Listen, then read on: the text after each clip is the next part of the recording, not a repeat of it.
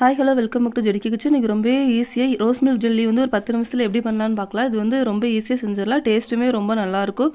குழந்தைகள்லேருந்து எல்லாருமே ரொம்ப விரும்பி சாப்பிடுவாங்க.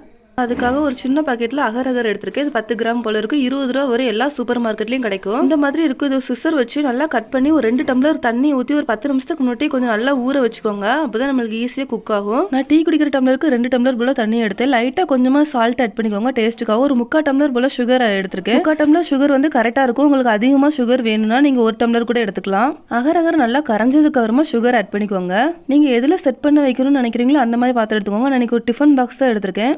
அகர் நல்லா கரைஞ்சதுக்கு அப்புறமா ஒரு பாதி மட்டும் எடுத்து அது ஒரு டிஃபன் பாக்ஸில் ஊற்றிட்டு அதில் வந்து ரோஸ் மில்க் எசன்ஸ் லைட்டாக ஆட் பண்ணிக்கிறேன். இன்னொரு பாதி அகர் மட்டும் நான் வச்சுருக்கேன்.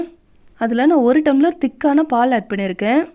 காய்ச்சின பால் தான் ஆட் பண்ணியிருக்கேன். கொஞ்சம் திக்கான பால் ஆட் பண்ணோம்னா கொஞ்சம் நம்மளுக்கு நல்லா டேஸ்ட் நல்லா ரிச்சாக இருக்கும். நல்லா மிக்ஸ் பண்ணி விட்டுக்கோங்க.